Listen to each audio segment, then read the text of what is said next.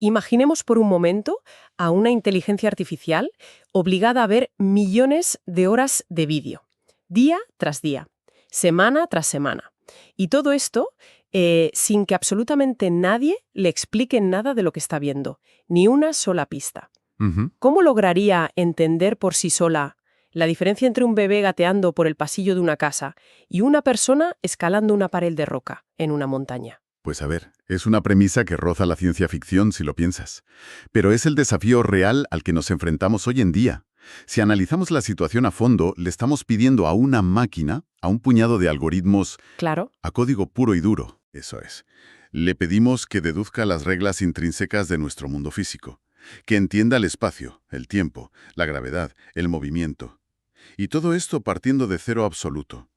Lo verdaderamente rompedor del documento que vamos a destripar hoy es que demuestra que esto es posible. Y lo logran haciendo algo francamente fascinante, manipulando la propia psicología de la máquina. Damos una cálida bienvenida a quienes nos acompañan hoy en esta exploración. Nuestra misión en este análisis profundo es desentrañar un documento académico que promete sacudir los cimientos del aprendizaje automático. Se titula Contraste espacio-temporal jerárquicamente desacoplado para el aprendizaje autosupervisado de representaciones de vídeo. Un trabajo de los investigadores Zehua Chan y David Crandall de la Universidad de Indiana. Madre mía, el título. Es un trabalenguas técnico de manual, no lo vamos a negar. Sí, tela con el título. Pero bueno, si rasgamos un poco esa superficie académica y lo conectamos con el panorama general de la tecnología actual, lo que proponen estos investigadores es una vía de escape a uno de los mayores cuellos de botella de la industria. Hablo de nuestra dependencia casi patológica de los datos etiquetados. Vamos a establecer un poco de contexto para que se entienda la magnitud de este problema. Porque hoy en día, entrenar redes neuronales complejas, especialmente las diseñadas para procesar vídeos, es una auténtica pesadilla a nivel logístico. La industria se apoya en montañas titánicas de datos que, previamente, han tenido que ser etiquetados a mano por seres humanos. Literalmente a mano. Exacto. Alguien en algún lugar del mundo tiene que sentarse frente a una pantalla y teclear algo como «aquí hay un perro corriendo por un parque» o «en este fotograma exacto, un coche pisa el freno». Es lo que llamamos aprendizaje supervisado. Es que es peor que una pesadilla logística. Yo diría que es un modelo completamente caduco. Pensemos en el volumen de información del que estamos hablando. Se suben cientos de horas de vídeo a Internet cada minuto. Pretender que ejércitos de personas categoricen todo ese contenido visual para alimentar a una IA es inabarcable. Es un pozo sin fondo de tiempo y dinero. Totalmente. Un callejón sin salida operativo. Por eso el auténtico santo grial de este campo científico es el aprendizaje no supervisado. Queremos que la máquina haga el trabajo duro, que sea capaz de encontrar patrones y deducir reglas en los datos en crudo sin la muleta de un humano soplándole las respuestas. Y ahí es donde entra a jugar la técnica que presenta este documento, conocida por sus siglas en inglés como HDC. Pero claro, antes de lanzar las campanas al vuelo con esta nueva solución, me gustaría que entendiéramos por qué los métodos anteriores han fallado estrepitosamente. El documento habla constantemente del aprendizaje contrastivo y del error de intentar aprenderlo todo de golpe. ¿Cómo visualizamos este proceso contrastivo en la práctica? Pues a ver, el aprendizaje contrastivo es en esencia enseñar a través de la discriminación y la comparación. Imaginemos que intentamos enseñar a un niño qué es un perro sin usar la palabra perro. Vale. Le mostramos la foto de un pastor alemán y la foto de un caniche. Le obligamos a entender que aunque parezcan diferentes, comparten una esencia. Le pedimos que acerque esos conceptos en su cabeza. Inmediatamente después, le mostramos la foto de un gato y le decimos, ojo, esto no encaja con lo anterior. Aléjalo. Ha sido un triunfo absoluto en el campo de la fotografía. Las inteligencias artificiales de hoy son expertas en analizar una imagen fija e identificar qué contiene. Pero el vídeo es otra historia. Un vídeo es, por así decirlo, un monstruo de dos cabezas. Ujú. Tiene una dimensión espacial que define cómo se ven las cosas, los colores, las texturas, los objetos, y tiene una dimensión temporal que define cómo esas cosas fluyen y se mueven a lo largo del tiempo. Y justo ese, es el error fundamental que la comunidad científica ha estado repitiendo como un mantra. Han intentado trasladar el éxito logrado en las fotos directamente al vídeo sin adaptar la estrategia. Usan un enfoque todo en uno, Cogen el bloque masivo de píxeles y fotogramas, se lo lanzan a la red neuronal y esperan que la máquina, por arte de magia matemática, desenrede el espacio y el tiempo simultáneamente. Para que nos hagamos una idea, es como intentar que alguien aprenda a tocar el piano, a leer partituras y a componer una sinfonía todo a la vez en la primera clase de música. Exacto. Lo normal es que el alumno se bloquee y no aprenda nada bien. Es una analogía muy acertada. Bajo este método monolítico, la red no desarrolla una comprensión profunda y genuina de qué es un entorno y qué es una acción motriz. En lugar de eso, hace algo mucho más burdo, que es memorizar. Memoriza combinaciones espacio-temporales hiperespecíficas que ha visto en el entrenamiento. Pero si luego le presentas un vídeo ligeramente diferente, el sistema se desmorona. Carece de flexibilidad analítica porque se ha quedado rascando la superficie. Y aquí es donde el trabajo de Zhang y Crandall me parece que da un giro brillante. Introducen un concepto que a mucha gente le sorprende. Las redes neuronales tienen a su manera una psicología propia y son unas vagas de manual. Sí, totalmente vagas. Si les damos la oportunidad, siempre van a hacer trampas. Si encuentran un atajo barato para resolver el problema matemático que les hemos planteado, lo van a tomar ignorando por completo la solución compleja que los programadores querían inculcarles. Es un fenómeno que trae de cabeza a los desarrolladores, fíjate. Hay un caso clásico en la literatura científica donde se diseñó un algoritmo para detectar barcos. La tasa de acierto era increíblemente alta. Parecía un éxito rotundo, hasta que los investigadores se dieron cuenta de la trampa. ¿Qué trampa hacían? Pues que la inmensa mayoría de las fotos de barcos en la base de datos tenían el mar o el cielo azul de fondo. La red neuronal jamás aprendió a identificar la forma geométrica de un barco, ni sus velas ni su proa. Simplemente aprendió que si hay una gran masa de píxeles azules, digo que es un barco. Es la pura ley del mínimo esfuerzo. ¡Qué fuerte! Entonces, la genialidad del método HDC es que, en lugar de frustrarse y luchar contra esta pereza innata, los autores deciden usarla a su favor. Es como si practicaran judo algorítmico, usando la fuerza del oponente. Y lo hacen dividiendo el aprendizaje. La primera fase es lo que llaman el contraste espacial.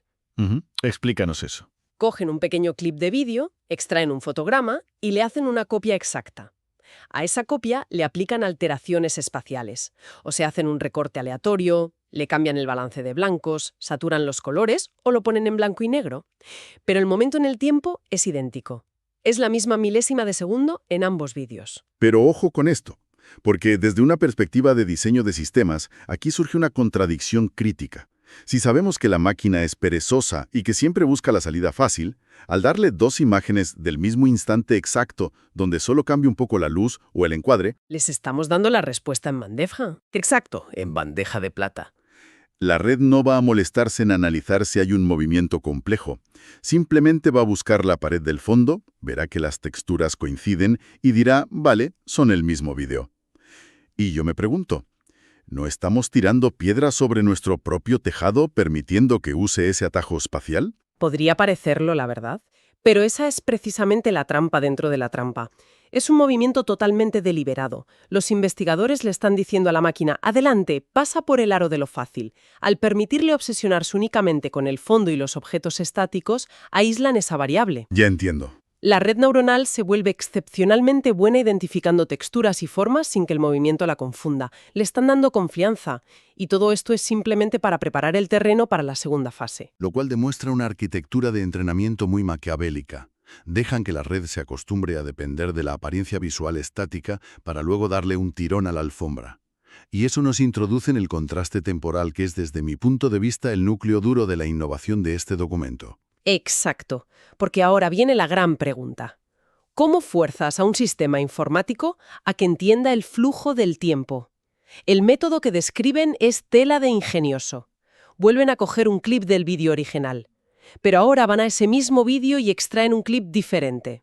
Es decir, un recorte de tiempo distinto, quizá 2 segundos después, cuando la acción ya ha avanzado. Vale, un momento distinto. Sí. Y a este segundo clip le aplican alteraciones espaciales de una agresividad extrema, distorsiones de color brutales, cambios de escala masivos, emborronamientos. Y la consecuencia de aplicar estas aberraciones visuales es fenomenal. Al destrozar los colores y el encuadre en este segundo clip desfasado en el tiempo, la red neuronal experimenta algo similar a un pánico visual. De repente, su atajo favorito, la textura de la pared del fondo o el color azul del cielo, ha desaparecido o es irreconocible. Ya no puede emparejar las imágenes basándose en la estética. ¿Y al no tener su muleta visual? Al quedarse sin referencias estáticas, la única tabla de salvación que le queda a la máquina para resolver la tarea es fijarse en la dinámica de la escena. Se ve obligada a observar cómo cambian los píxeles a lo largo de los fotogramas.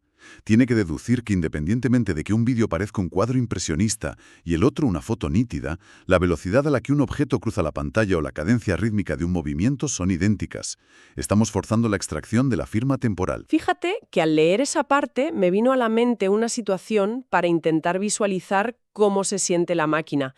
Es como si alguien nos retara a reconocer una película de acción trepidante, que ya hemos visto, pero para ponérnoslo difícil reproduce la película en blanco y negro con el contraste reventado al máximo y además hace un zoom extremo en la esquina inferior izquierda de la pantalla. ¡Buah! Es una pesadilla absoluta para procesar información visual. En esas condiciones, el cerebro humano pierde sus anclajes habituales. Ya no podemos distinguir la cara de los protagonistas, no reconocemos las marcas de los coches, ni sabemos si están en Nueva York o en Tokio. Todo ese contexto espacial se ha evaporado por completo. Sin embargo, por el ritmo frenético al que se suceden los cortes de plano o por la velocidad antinatural a la que las sombras entran y salen de nuestro campo de visión, nuestro cerebro hace un clic y dice, vale, no veo nada claro, pero por el ritmo de la acción, esto es claramente una escena de persecución de coches. Claro. Hemos usado el tiempo puro para comprender la escena. Es una excelente forma de trasladarlo a la experiencia humana. Lo que este sistema HRS hace es replicar esa misma necesidad deductiva en los algoritmos. Y no se trata solo de una teoría elegante, fíjate. El documento dedica una sección sustancial a demostrar empíricamente que esto funciona con ejemplos concretos que son sumamente reveladores. Vamos a detenernos en uno de esos ejemplos que ilustran el artículo. Tienen un caso de estudio con el vídeo de un bebé gateando por el suelo de una habitación. Los investigadores hicieron la prueba de pedirle al sistema que encontrara vídeos similares en su base de datos. Cuando usaron únicamente la red entrenada con el modelo espacial sin entendimiento del tiempo, la IA cometió un error garrafal. Devolvió el vídeo de una persona adulta haciendo malabares en el interior de una casa. Lo cual, aunque parezca un fallo cómico, tiene toda la lógica del mundo si entendemos cómo procesa la información ese modelo en particular. La IA examinó el vídeo del bebé gateando y extrajo sus características espaciales.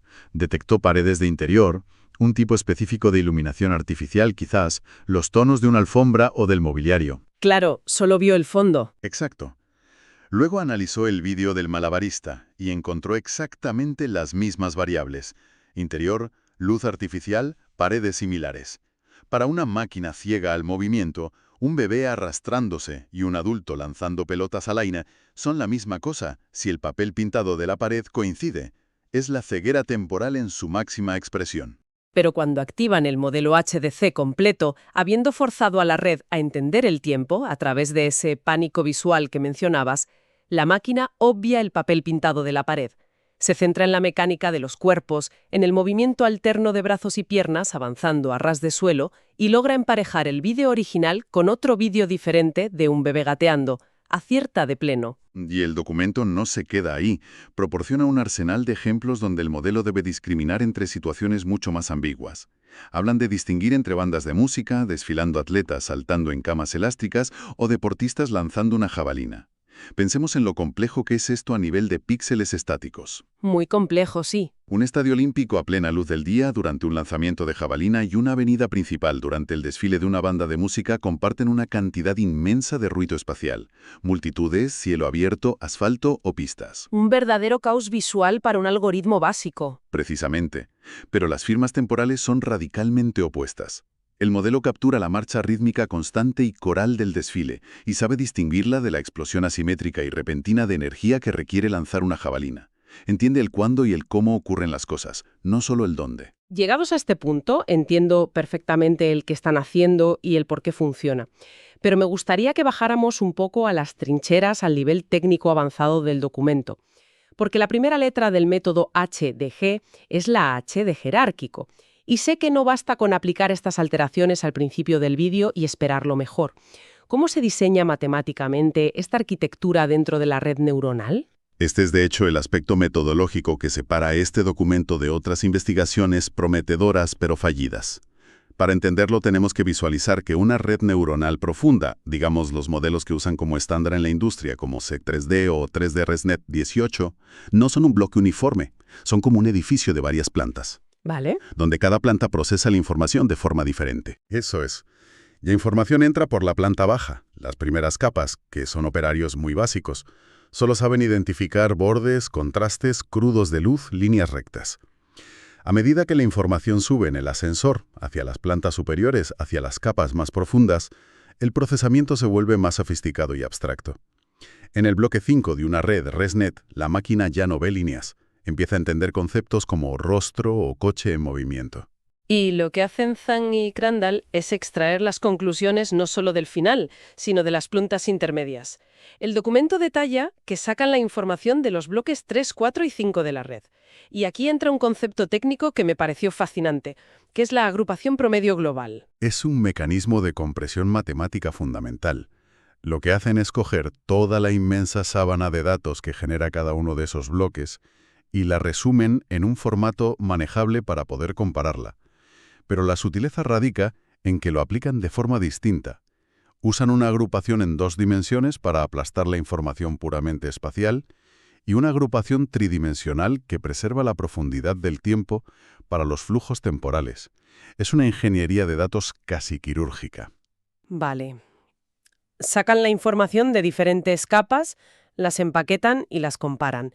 Pero aquí el documento introduce lo que llaman un estudio de ablación. Tengo entendido que esto en informática es como jugar al Jenga con el algoritmo, ¿no? Sí, tal cual. Vas quitando piezas o apagando capas de la red para ver en qué momento se derrumba todo el sistema y así descubrir qué pieza era la verdaderamente importante. Esa comparación con el Jenga es perfecta. Y los resultados de ese estudio de ablación exponen un problema severo de lo que en el campo denominamos invarianza. Descubrieron que si conectaban el bloque 3, el bloque 4 y el bloque 5 y les daban a todos la misma autoridad para decidir si 2 vídeos eran similares, el sistema se estancaba. El rendimiento no mejoraba mágicamente por tener más capas involucradas. Pero a ver, ¿por qué? Si tienes más partes del cerebro trabajando en el problema, ¿no debería ser más listo el sistema? No si esas partes del cerebro no están preparadas para la tarea. Volvamos a las alteraciones extremas de color y forma que comentábamos antes. Las capas intermedias, como el bloque 3, todavía están muy ligadas a la interpretación literal de los píxeles. Su nivel de abstracción es bajo. Vale. Si distorsiones los colores de forma brutal, el bloque 3 entra en cortocircuito. No sabe qué está viendo. No tiene resistencia a las variaciones. O sea, carece de invarianza. Sin embargo, el bloque 5 ya ha procesado tanto la información que es capaz de decir, vale, los colores son un desastre y la imagen está torcida, pero por la estructura general sé que esto es una persona saltando. El bloque 5 sí es invariante. Qué interesante. Entonces, si dejas que el bloque 3 opine con el mismo peso que el bloque 5, te arruina el resultado general, porque está constantemente confundido por los filtros de colores que nosotros mismos le hemos puesto para forzar el contraste temporal. ¿Cómo solucionan este embrollo jerárquico? Pues la solución es matemática y de una elegancia tremenda. Modifican lo que se conoce como la función de pérdida introduciendo unos factores de ponderación que denominan alfa y beta. Básicamente implementan un sistema jerárquico de votos donde no todos valen lo mismo. Le otorgan la máxima confianza, un peso de 1.0, a las decisiones de las capas finales y más profundas. En cambio, a las capas intermedias, sabiendo que son más vulnerables a las distorsiones, les restan autoridad operativa asignándoles pesos menores de 0.25 o 0.5. Es decir, que entienden perfectamente la maduración cognitiva de la propia red. En términos biológicos, no le puedes otorgar la misma responsabilidad en la comprensión conceptual a la retina del ojo, que solo capta luz, que a la corteza visual del cerebro, que ya interpreta la realidad. Han orquestado una sinfonía donde cada instrumento suena solo con el volumen que le corresponde. Es una validación metodológica brutal, te lo digo en serio, y no se quedan en elucubraciones teóricas. Cuando llevan todo este andamiaje, el contraste espacial, el temporal con sus distorsiones provocadas y esta arquitectura de pesos jerárquicos a los bancos de pruebas, los números que devuelven son definitivos. Y es vital que hablemos de esos números. El estudio valida su modelo frente a 2 de las bases de datos de vídeos de acción más impecables y utilizadas por la comunidad científica internacional, UCF-101 y HMDB-51. Los resultados detallados confirman toda la hipótesis. Cuando corren el sistema únicamente con la rama de contraste espacial, el modelo logra una precisión del 61,3% identificando acciones. Un porcentaje bastante digno considerando que es aprendizaje no supervisado y la máquina no tiene etiquetas previas. Por su parte, cuando aíslan el sistema y evalúan únicamente el contraste temporal, la precisión roza el 62,7%. Este ligero incremento frente a la parte espacial refuerza una máxima del análisis de vídeo. Cuando intentas clasificar acciones humanas dinámicas, comprender el flujo del movimiento casi siempre aporta pistas más críticas y determinantes que el simple escenario estático. Pero aquí se produce la verdadera explosión de rendimiento. Cuando activan el motor HDC completo, acoplando las dos ramas de aprendizaje y aplicando la ponderación a las diferentes capas, la precisión general salta hasta un apabullante 69%. Y ojo, si escalan el sistema y lo ejecutan sobre arquitecturas neuronales más masivas y profundas como la R2+1D10 que mencionamos antes, el porcentaje de acierto se dispara rozando el 77%. Estamos hablando de unos números que barren por completo a los métodos previos en esta categoría. Ese salto cuantitativo es crucial. Demuestra empíricamente algo que la intuición sugería pero costaba programar. Y es que las características espaciales y temporales no compiten entre sí, sino que son intrínsecamente complementarias. Al obligar a la inteligencia artificial a desarrollar intuiciones separadas mediante restricciones deliberadas, y luego forzar la síntesis de ese conocimiento jerarquizado, el resultado es una representación del mundo infinitamente más robusta. ¿Totalmente? Establecer un nuevo estado del arte superando la barrera del 75% en bases de datos tan complejas, sin usar etiquetas, es un hito de primera magnitud en el aprendizaje profundo. Es sin lugar a dudas un cambio de paradigma en cómo diseñamos el aprendizaje de las máquinas. Y con ese contundente 77% resonando, creo que es el momento ideal para decantar toda esta densidad técnica y extraer las 3 conclusiones principales que nos deja la exploración de hoy. Pues a modo de destilación, el primer gran pilar que debemos llevarnos es el fracaso de la aproximación monolítica. El documento evidencia que someter a una red neuronal a la avalancha multidimensional del video y esperar que entienda todo a la vez es ineficaz. Desacoplar el problema separando agresivamente el aprendizaje del qué, o sea, el espacio, del aprendizaje del cuándo y cómo, o sea, el tiempo, es la arquitectura del futuro. Como segunda conclusión clave, yo destacaría la brillantez de jugar con la psicología del algoritmo. Entender que la inteligencia artificial es perezosa y busca el atajo, y usar ese defecto como una herramienta pedagógica. Al diseñar trampas visuales específicas, como distorsionar salvajemente el color de un clip temporalmente desfasado, los programadores bloquean la ruta fácil y obligan a la red a desarrollar una atención profunda sobre el movimiento real. Y el tercer punto indispensable es la asunción de la jerarquía cognitiva de las máquinas. No podemos tratar a las redes profundas como cajas negras homogéneas. El estudio demuestra que el procesamiento de la realidad ocurre por capas y que debemos intervenir matemáticamente ajustando pesos y confianzas para asegurarnos de que el ruido superficial de las primeras capas no contamine la abstracción lógica de las capas finales. Un resumen fantástico que encapsula toda la envergadura de este artículo. Todo esto me lleva a plantear un último pensamiento provocador, una idea para dejar madurando en la mente de quienes nos escuchan hoy. Si somos capaces de hackear la pereza de una inteligencia artificial para que adquiera conceptos físicos fundamentales, simplemente imponiendo restricciones extremas a su entorno visual, ¡qué locura! ¡Qué locura! ¿Qué otras capacidades humanas de alto nivel podríamos inducir en las máquinas? Mediante el diseño de obstáculos estratégicos. Y llevando esto a un terreno más filosófico, ¿no es precisamente así enfrentándolos a las severas restricciones del mundo físico y cometiendo errores de percepción cómo los seres humanos forjamos nuestra propia intuición desde que empezamos a gatear por un pasillo? Pues es una reflexión profunda que la verdad difumina un poco la línea entre la ingeniería de algoritmos y la neurociencia cognitiva. Investigaciones de este calibre ciertamente nos obligan a reformularnos todas estas cuestiones. Ha sido una disección técnica absolutamente absorbente. Gracias a nuestra audiencia por acompañarnos en esta meticulosa travesía. Esperamos que este análisis profundo les haya equipado con una comprensión mucho más afilada sobre la próxima frontera de la inteligencia artificial. Hasta la próxima inmersión en el conocimiento.